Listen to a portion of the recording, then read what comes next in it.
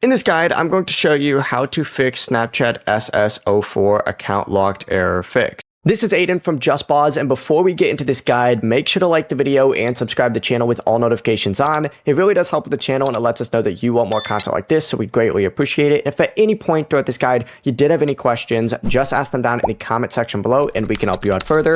I'm going to be doing my best to reply to every single comment down there.